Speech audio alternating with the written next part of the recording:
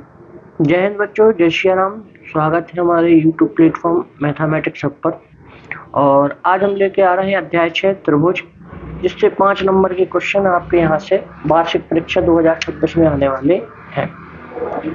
तो इस चैप्टर को शुरू करने से पहले मैं आपको थोड़ी सी इन्फॉर्मेशन देना चाहता हूँ। आपको थोड़ा सा काम करना पड़ेगा, क्योंकि लिखने में बहुत समय जाता है, वीडियो भी लंबी हो जाती। तो आपको सबसे पहले अध्याय 6 का बुक से सारांश पढ़ लेना है। क्या पढ़ लेना है? सारांश। वहां पर समरूपता की शर्तें बताई गई हैं, ठीक है कि और समरूपता पर ही पूरा चैप्टर है। जैसे समरूपता की 4 शर्तें हैं कि अगर दो त्रिभुज हो, उनके संगत कोण बराबर है, तो वो त्रिभुज क्या होते हैं? समरूप होते हैं। और उनकी क्या होती है? दो त्रिभुज जिनके तीनों कोण समान हो, तो उनकी संगत भुजाएं भी समान अनुपात में होती हैं, तो वो क्या कहलाएंगी? समरूप कहलाएंगे। दूसरा है, अगर दो त्रिभुज हैं जिनकी तीनों भुजाएं समान है, तो उनकी संगत कोण भी क्या होंगे? समान होंगे, ठीक है। तीसरी शर्त होगी कि अगर किन्हीं दो त्रिभुजों के का एक कोण समान है, तो उस कोण वो जो कोण बना है और जो संगत भुजाओं से बना है, वो संगत भुजाएं भी समान अनुपात में होंगी। और तीसरी उपप्रमेय होती है कि अगर किसी त्रिभुज के दो कोण दूसरे त्रिभुज के दो कोण के समान है, तो उनके बीच आने वाली रेखा भी समान अनुपात में होगी। तो यहाँ से आपको 4 चीजें आपको बुक से पढ़ लेनी है। आपके सारांश में दी गई है बुक में, सबसे पीछे वाले पृष्ठ में।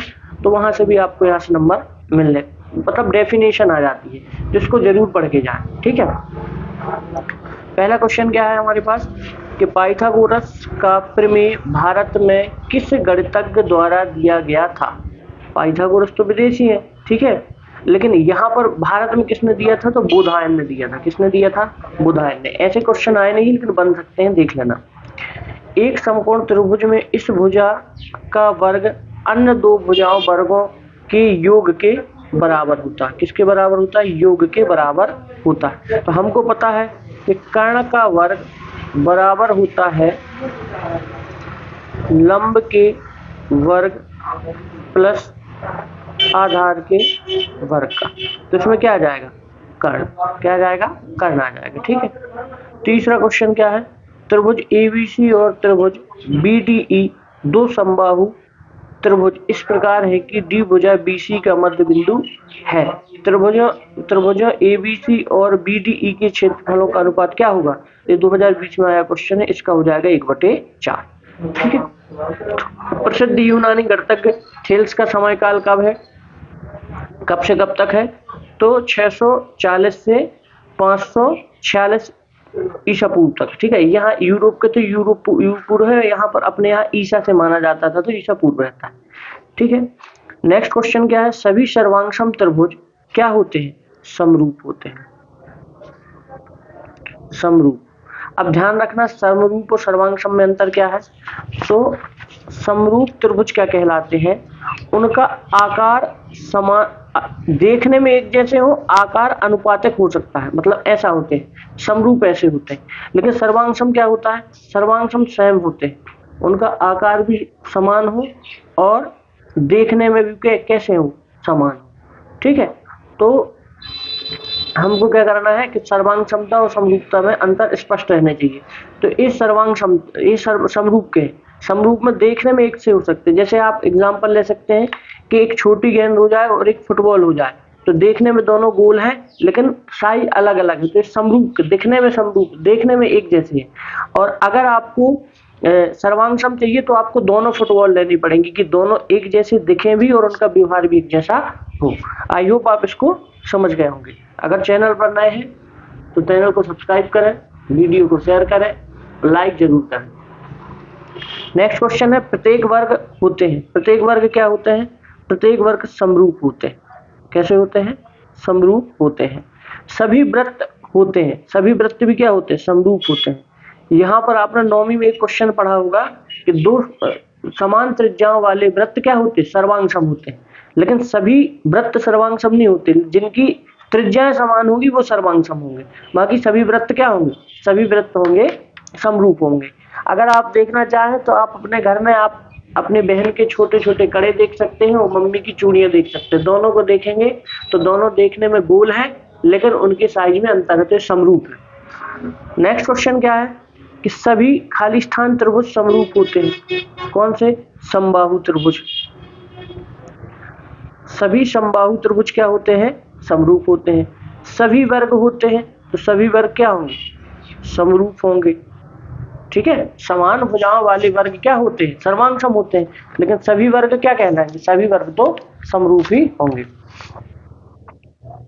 नेक्स्ट क्वेश्चन है हमारे पास, समकोण त्रिभुज का क्षेत्रफल क्या होता है। तो समकोण त्रिभुज का क्षेत्रफल होता है 1/2 आधार गुणे ऊंचाई। आधार किसे कहा जाता है, सॉरी ऊंचाई किसे कहा जाता है, लंब को। जब हम ये राइट एंगल ट्रायंगल बनाते हैं तो अगर यहाँ पर एक कोण बना है तो ये कर्ण हो जाएगा, ये आधार हो जाएगा और यहाँ पर बनने वाला ये लंब हो जाएगा। ठीक है, तो समकोण त्रिभुज का यहाँ पर क्षेत्रफल हो जाएगा। समरूप त्रिभुजों के क्षेत्रफल सदैव बराबर होते हैं, यह सत्य है। कैसे हो जाएंगे, हमने कहा कि एक छोटा त्रिभुज है और एक बड़ा है, समरूप तो है लेकिन क्या इनके क्षेत्रफल बराबर है, नहीं है। दो समरूप त्रिभुजों की संगत भुजा समानुपातिक होती है, सत्य बात है बिल्कुल। ठीक है, समानुपातिक का मतलब कि ए वाली भुजा इसके समानुपातिक होगी, ए वाली भुजा इसके समानुपातिक होगी। ठीक है, और तीसरी वाली भुजा इसके समानुपातिक होगी। देखिए मैं आपको इंपोर्टेंट क्वेश्चन प्रोवाइड करवा रहा हूँ और छोटी छोटी चीजें जो बेसिक है वो आपको मैं यहाँ पर कंफर्म कर रहा हूँ, जिससे कि आपको परीक्षा से लेकर कोई भी दिक्कत ना हो। ठीक है, अभी हम चैप्टर नहीं पढ़ रहे हैं कि हम उसको बहुत ज्यादा डीप में जाके समझें। दो समरूप त्रिभुजों के क्षेत्रफलों का अनुपात उनकी संगत भुजाओं के अनुपात के बराबर होता है, बिल्कुल सत्य बात है। ये देखो 2019-23 में आया है। ठीक है, तो दो समरूप त्रिभुजों के क्षेत्रफलों का अनुपात उनकी संगत भुजा के अनुपात के बराबर होता है। ठीक है, तो ये भी आप देख लें। और क्या हो सकता है, नेक्स्ट क्वेश्चन है हमारे पास, दो त्रिभुज समरूप कब होते हैं। जब दो त्रिभुज कब समरूप होते हैं, जब उनकी संगत भुजाएं क्या हो, आनुपातिक हो या समानुपातिक हो। ठीक है, अनुपातिक या समानुपातिक एक ही चीज यहाँ पर होगा, आप कंफ्यूज मत होना। जब उनकी संगत भुजाएं अनुपातिक हो तो वो क्या कहलाते हैं, वो कहलाते हैं आपके समरूप, त्रिभुज समरूप कहलाते हैं। ठीक है, ये बात याद रखना। अनुपातिक की जगह आप समानुपातिक भी कर देंगे तो कोई दिक्कत वाली बात नहीं। यहाँ पर इन दोनों शब्दों में परेशान मत होना, है ना,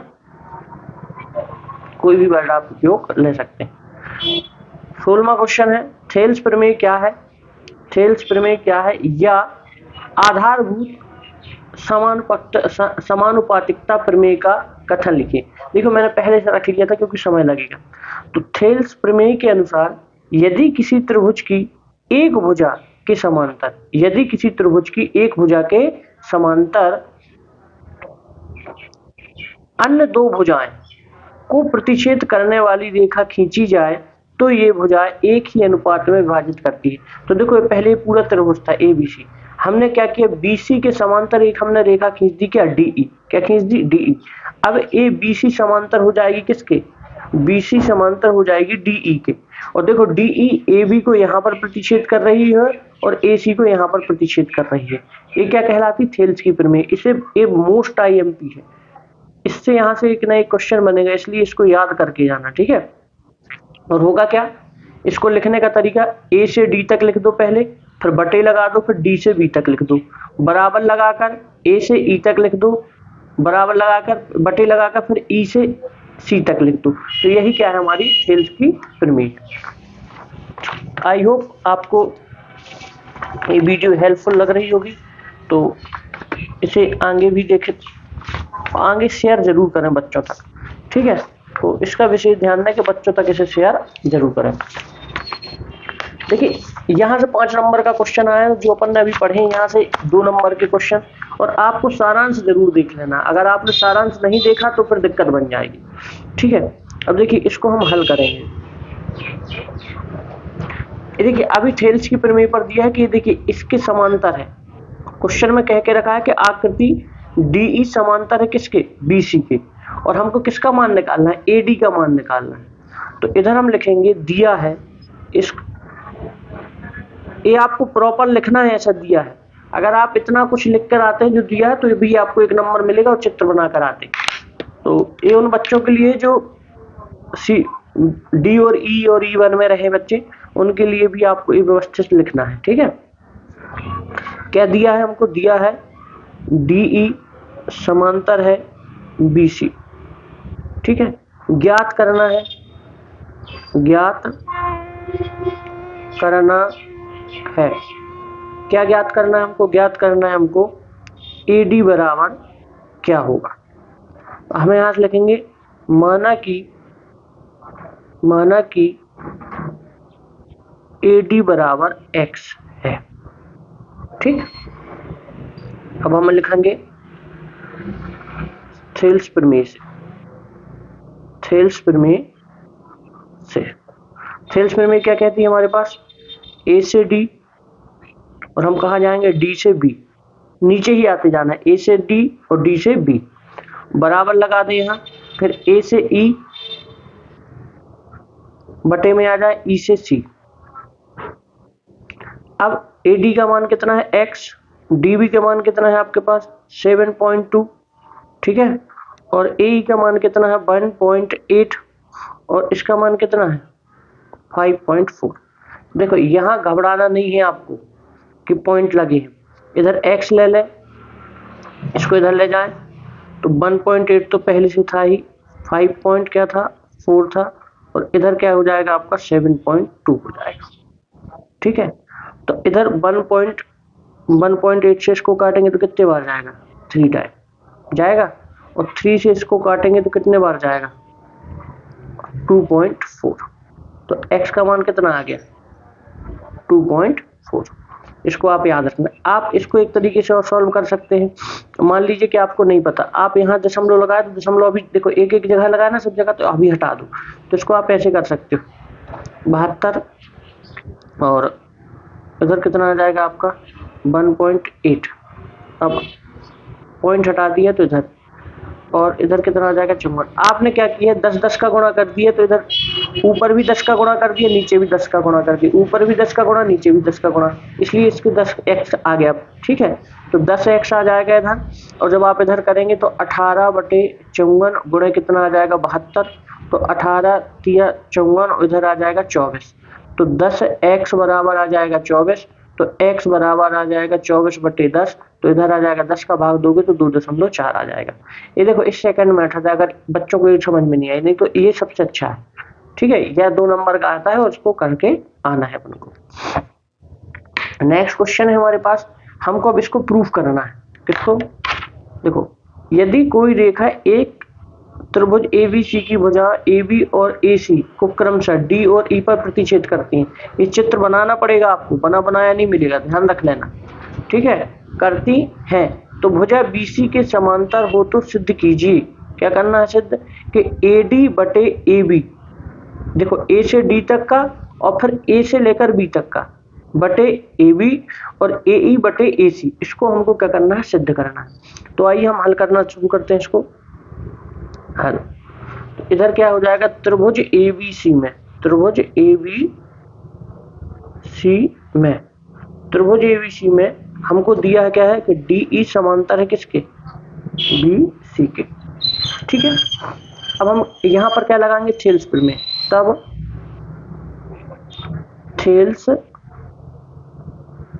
प्रमेय से, थेल्स प्रमेय अपन ऊपर पढ़ के आए हैं, क्या होती है, AD बटे DB बराबर AE बटे EC, यही तो होती है।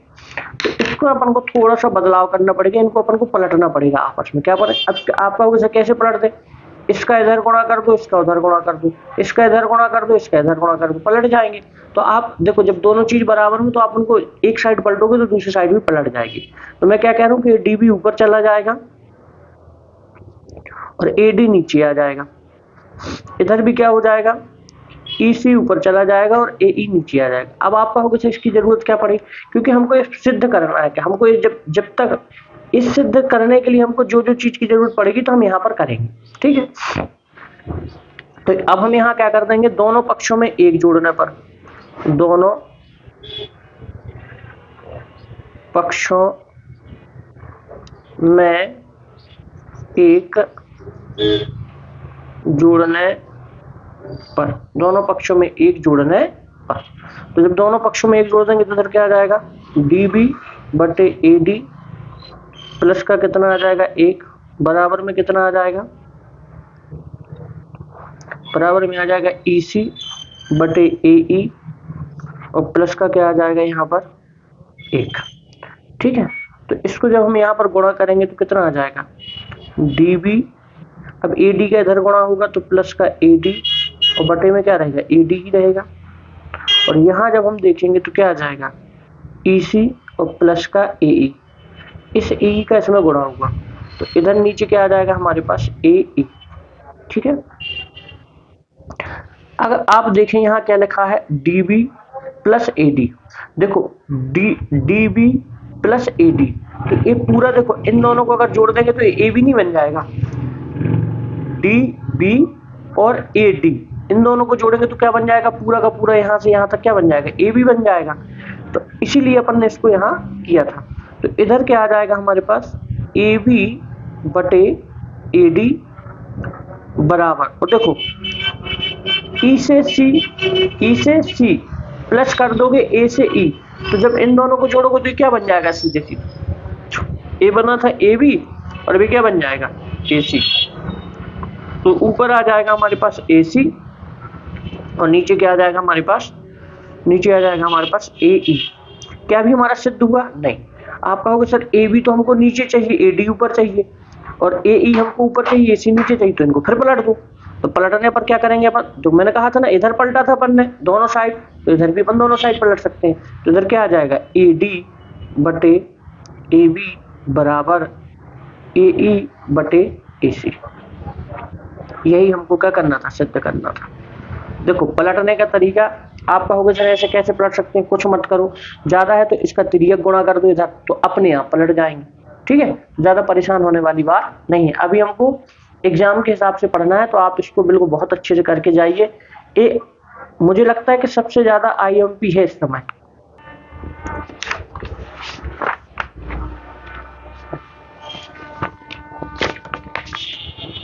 देखिए नेक्स्ट क्वेश्चन क्या है हमारे पास, पाइथागोरस बोधायन प्रमेय क्या है। तो पाइथागोरस प्रमेय भी सिंपल सी पूछी जा सकती है कि तो क्या है। तो इस प्रमेय के अनुसार किसी समकोण त्रिभुज में कर्ण का वर्ग शेष 2 भुजाओं के वर्गों के योग के बराबर होता है। ये जो अपन पढ़ते आए हैं, कर्ण का वर्ग बराबर लंब का वर्ग प्लस आधार का वर्ग, इसी चीज को उन्होंने भाषा में लिख दिया है। ये 2021 में आई हुई है। अब इधर उन्होंने लिखा है, बताइए कि निम्नलिखित चतुर्भुज समरूप है या नहीं। तो देखिए यहाँ पर इनके संगत कोण, इधर पर अलग कोण बन रहा है, यहाँ पर 90 डिग्री कोण बन रहा है, तो कहीं भी इनके संगत कोण बराबर नहीं बन रहे हैं, ठीक है।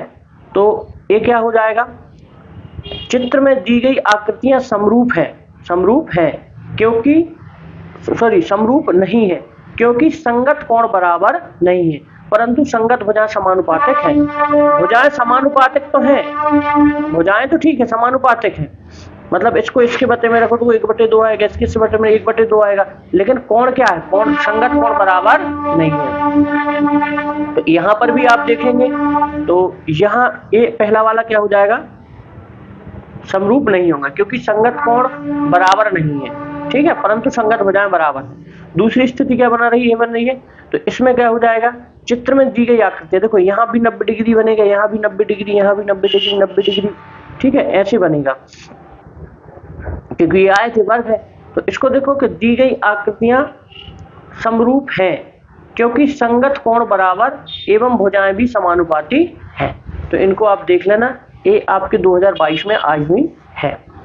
इसके नीचे देखो, इसका एक चीज यहाँ से, इन 2 आकृतियों का यहाँ से डाउट भी क्लियर हो जाएगा, इसलिए मैंने दोनों क्वेश्चन रखे हैं कि भुजाओं की समान संख्या वाले 2 बहुभुज समरूप होते हैं। कब कब होते हैं, जब उनके संगत कोण क्या हो, संगत कोण क्या होने चाहिए, बराबर, क्या होने चाहिए, संगत कोण बराबर हो और उनकी संगत भुजाएं क्या हो, समानुपातिक हो। क्या हो, समानुपातिक हो या अनुपातिक हो, समानुपातिक हो। तो इनको आप ध्यान रख लेना, ये भी इंपॉर्टेंट क्वेश्चन है, ये भी आ चुके हैं। ये चैप्टर बहुत सरल है, सीधे सीधे क्वेश्चन यहाँ से बनते हैं, इसलिए अपन को ज्यादा परेशान होने की जरूरत नहीं है। तो आइए नेक्स्ट क्वेश्चन देखते हैं, ये भी थेल्स प्रमेय से संबंधित प्रश्न है, हमको पहले से दिया गया है। देखो 2023 में आया हुआ क्वेश्चन है, जब हम इसको हल करेंगे तो क्या आ जाएगा, दिया है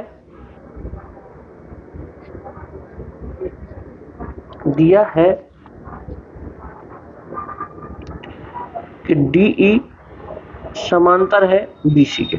ठीक है, ज्ञात क्या करना है, ज्ञात करना है, ज्ञात करना क्या, ज्ञात करना है हमको EC का मान क्या होगा। तो आइए हम यहां से करते हैं थेल्स प्रमेय। थेल्स प्रमेय से, थेल्स प्रमेय क्या होती है हमारे पास, AD बटे DB बराबर AE बटे EC। हमको क्या क्या दिया गया है, AD का मान कितना दिया गया है, 1.5 दिया गया है, और DB का मान कितना दिया गया है, 3 दिया गया है।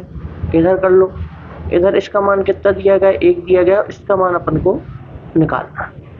ठीक है, तो आप यहां से इसको क्या करें, देखो 1 पॉइंट क्या है 5 है और ये 3 है, तो आप इसको देखो, ये 1.5 दूनी कितना हो जाएगा 3, तो इधर कितना आ जाएगा 1/2, इधर कितना आ जाएगा 1/, EC का इधर गुणा कर दो, 2 का इधर गुणा कर दो, तो EC इधर आ जाएगा, इस 2 का गुणा 1 में होगा तो क्या आ जाएगा 2, तो EC का मान कितना आ जाएगा 2।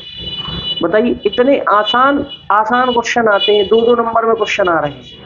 बस क्या है कि थेल्स प्रमेय अगर हमको याद है तो हमको सब बन जाएगा। ठीक है, ये ध्यान रखना, इस तरीके से लिखना है, दिया है, ज्ञात करना है थेल्स प्रमेय से, तो आपको 2 के 2 नंबर मिलेंगे। ये देखो 2024 में आया हुआ क्वेश्चन है। अब इन्होंने क्या कह दिया है, अब इन्होंने थोड़ा सा और पूछ ले, इन्होंने चारों मान दिए हैं। अब ये क्या पूछ रहे हैं, हमको ये बताना है कि PQ और PR क्रमशः E बिंदु को काटती हैं, तो हमको इधर पर ये बताना है कि E और F बताइए कि इधर बताना है हमको क्या EF और QR समांतर है। हमको क्या करना है, देखो हल, हम क्या कहेंगे, दिया है, दिया क्या क्या दिया है हमको, PE बराबर हमको यहाँ दिया है 4 सेंटीमीटर, QE बराबर हमको दिया है 4.5 सेंटीमीटर, और PF बराबर दिया है 8 सेंटीमीटर, और F बराबर दिया है 9 सेंटीमीटर। ये हमको दिया है, ज्ञात करना है, ज्ञात करना है, क्या ज्ञात करना हमको, ज्ञात हमको ये करना है कि EF समांतर होगी क्या QR के। अब ये कब समांतर होती है, समांतर तब होती है, देखो ये समांतर कब थी, जब AD बटे DB बराबर AE बटे EC होता है। तो हम यहाँ पर इनके मान रखेंगे थेल्स प्रमेय से, इनके, और अगर ये बराबर आ जाते हैं तो ये समांतर होंगे, नहीं तो समांतर नहीं होंगे। तो यहाँ से अपन क्या करेंगे, थेल्स प्रमेय से, थेल्स प्रमेय से, थेल्स प्रमेय क्या कहती है हमारे पास यहाँ पर, हाँ, तो यहाँ आ जाएगी हमारे पास PE बटे, देखो PE बटे EQ बराबर PF बटे FR। हर बार ABCD नहीं आएगा, यहाँ बदल के आएंगे तो बदल के लिखना पड़ेगा। तो PE का मान कितना है 4 और EQ का मान कितना है 4.5, और यहाँ पर आप देखेंगे इसका मान कितना है 8, इसका मान कितना है 9। ठीक है, अब ये दोनों बराबर होने चाहिए, तो इसका गुणा यहाँ करें, इसका गुणा यहाँ करके देखते हैं। तो इधर गुणा करोगे 4 और इधर का गुणा करोगे कितना आ जाएगा 4.5 गुणा 8। तो जब इसका गुणा करोगे तो इधर कितना आ जाएगा 36, और इधर कितना आ जाएगा 9 × 40 और 32, तो इधर भी कितना आ जाएगा 36। ये दोनों बराबर आ गए, दोनों साइड बराबर आ गए ना। अतः हम कह सकते हैं, अतः EF समांतर है।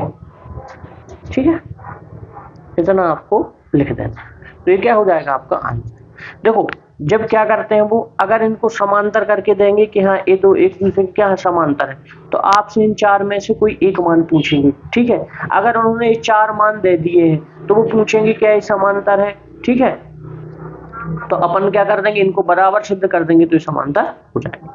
ठीक है, ज्यादा दिमाग कभी लगाने की जरूरत नहीं है, हमको तो एग्जाम के पर्पज से जो जो क्वेश्चन आ रहे हैं हमको वैसे क्वेश्चन करते जाने हैं। और एक बात जरूर याद रखना, आपको सारांश से, ठीक है, जो मैंने शुरुआत में बताई है इनकी परिभाषाएं आपको एक बार जरूर देख लेनी है। SAS की, AA की है ना, SS की और ए वाली आपको परिभाषाएं जरूर देख के जानी है। यहाँ से सीधी सीधी परिभाषा आएगी, क्योंकि वीडियो लंबी हो जाती है, ज्यादा लिखने वाला काम हम ये सोचते हैं कि समझाने वाला ज्यादा से ज्यादा काम हम आपको प्रोवाइड करवाएं, क्योंकि जो लिखने वाली चीजें वो तो आपको बुक में मिल ही जाएंगी। देखिए एक 5 नंबर के क्वेश्चन यहाँ से आते हैं, ये बहुत सबसे छोटा चैप्टर है। ठीक है, और लिमिटेड कंटेंट है इसमें, तो ज्यादा परेशान होने वाली बात नहीं है।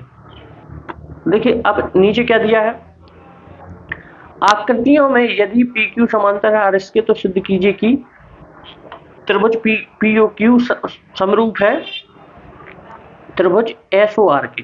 ठीक है, अगर देखो यहाँ ए चिन्ह लगा है तो समरूप होगा, अगर इसी चिन्ह के नीचे अगर हम यहाँ लिख देते PQR और ये बराबर लगा के ऐसे समरूप कर, तो ये सर्वांग समता का बन जाता। किसका बन जाता? सर्वांग समता, जो आप 9वीं में पढ़ चुके हैं।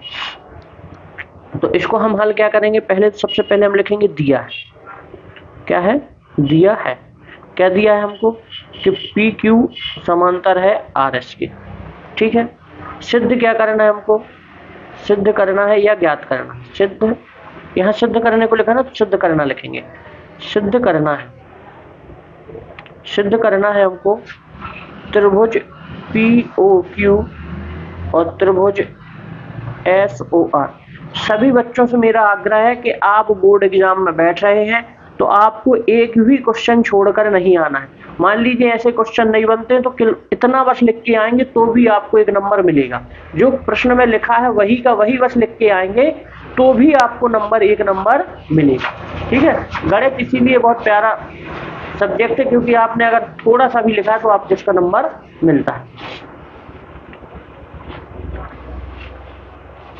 अब हम लिखेंगे उपपत्ति। उपपत्ति में क्या आएगा हमारे पास, दिया गया है PQ समांतर है RS के।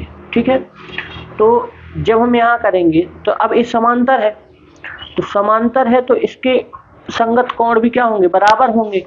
ठीक है, तो यहाँ हम लिख सकते हैं क्या कि कोण P बराबर होगा कोण S के। देखो ये वाले कोण P बराबर होगा कोण S के। इसको थोड़ा और ऐसे बढ़ा दो। अगर आपने रेखा पढ़ी है तो देखो ये एकांतर कोण है, उल्टे एक इस साइड बना एक उस साइड बना, तो एकांतर कोण हमेशा क्या होते हैं, बराबर होते हैं। क्या होते हैं, बराबर होते हैं। तो यहाँ आप लिख दोगे एकांतर कोण से, एकांतर कोण से। देखिए मैं यहाँ पूरी डेफिनेशन नहीं बता सकता एकांतर कोण की, क्योंकि मैं अभी आपको सॉल्व करवा रहा हूँ। जब इस चैप्टर की वीडियो आएगी तो आपको मैं यहाँ पर पूरे तरीके से बताऊंगा। यहाँ पर भी आप क्या लिख सकते हैं, Q बराबर होगा R के, क्योंकि इधर भी क्या बनेगा, एकांतर कोण बनेगा। दोनों जगह चाहिए हो गया, क्लियर। ठीक है, अब देखिए तो क्या हम ऐसा लिख सकते हैं कि यहाँ पर कि कोण POQ बराबर होगा कोण SOR के। कोण POQ बराबर होगा कोण SOR के। क्यों होगा, क्योंकि ये कोण क्या है, शीर्षाभिमुख कोण है। क्या है, शीर्षाभिमुख। ठीक है, शीर्षाभिमुख कोण क्या कहलाता है, जो आमने सामने के कोण क्या होते हैं, बराबर होते हैं, उन्हीं तो शीर्षाभिमुख कोण कहते हैं। तो आप यहाँ कह सकते हैं, देखो एक कोण A बराबर हो गया, एक कोण A बराबर होगा, एक कोण A बराबर होगा। त्रिभुज हमने क्या लिया था, त्रिभुज लिया था POQ, तो POQ से तीन कोण बराबर हो गए। और दूसरा त्रिभुज हमने क्या लिया था, SOR, तो SOR, ये देखो इसके भी 3 कोण, इसके भी 3 कोण क्या हो गए, बराबर हो गए एक दूसरे में। तो अब ये क्या हो जाएंगे, समरूप हो जाएंगे। ठीक है, कौन सी शर्त से, ए समरूपता से। ठीक है, तो हम यहाँ लिख देंगे त्रिभुज POQ समरूप है त्रिभुज SOR के। कहाँ से? ए समरूपता से, समरूपता से। ठीक है, इसे आप लिख सकते हैं इति सिद्धम। इतने छोटे छोटे क्वेश्चन आते हैं। ठीक है, तो ज्यादा परेशान होने की जरूरत नहीं है। ये 2024 में आया हुआ प्रश्न था। ये देखिए, इस वीडियो का, इस चैप्टर का मैंने लास्ट क्वेश्चन लिया है, यहाँ से आपका क्वेश्चन बन जाएगा, आपको ज्यादा परेशान होने की जरूरत नहीं है। इन्होंने क्या कहा कि आकृति में यदि OA इंटू OB बराबर OC इंटू OD है, तब दर्शाइए कि कोण A बराबर है कोण C के और कोण B बराबर है कोण D के। अब हमको यहाँ पर इसे हल करना है। तो देखिए, हम लेंगे, जब हल करेंगे, दर्शाइए, सिद्ध करने को नहीं बोला है तो अपन क्या करने लिखेंगे, अपन को क्या करेंगे, सॉल्व करेंगे। तो हम लिखेंगे त्रिभुज OAD एवं त्रिभुज OCB में। ठीक है, क्या क्या लिया हमने, OAD और इधर हमने लिया OCB में। ठीक है, तो इधर हमको दिया गया है, क्या दिया है, दिया है OA इंटू OB दे के रखा है अपन को, और OC इंटू OD ये दे के रखा है। तो इधर से हम क्या करेंगे, OA बटे क्या आ जाएगा, OC, और OD के बटे में क्या चला जाएगा, OB। देखो, OA OC, ठीक है, इस कोण की बात हो जाएगी, और यहां पर आ जाएगा OD ऐसे, इसको ऐसे ऐसे कर लेते हैं। ठीक है, देखते हैं यहां पर अपन क्या कर सकते हैं, शीर्षाभिमुख कोण बराबर हो जाएंगे। यहाँ पर क्या हो जाएंगे, शीर्षाभिमुख कोण बराबर हो जाएंगे। कोण AOD बराबर हो जाएगा कोण COB के। कोण AOD, ए वाला कोण और ए वाला कोण, ठीक है, कोण BOC COB क्या हो जाएगा, बराबर। कैसे, शीर्षाभिमुख कोण।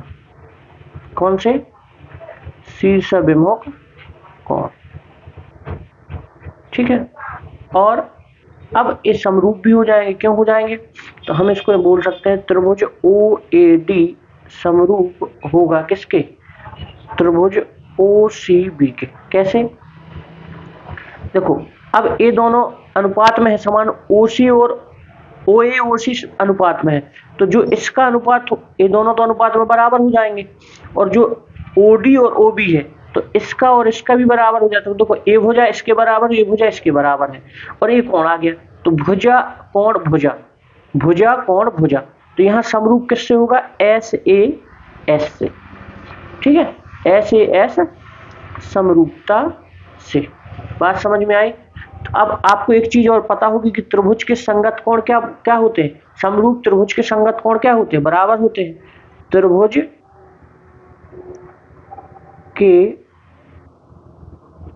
संगत कोण बराबर होते हैं, और जब संगत कोण बराबर होंगे तो आपको ये पता है कि ए का संगत कोण क्या हो जाएगा, ए कहलाते संगत कोण। तो ए का संगत कोण क्या है, सी। तो कोण ए बराबर हो जाएगा कोण सी के, और डी का संगत कोण क्या है, बी। तो कोण बी बराबर हो जाएगा कोण डी के। यही हमको क्या करना था, हल करना था, यही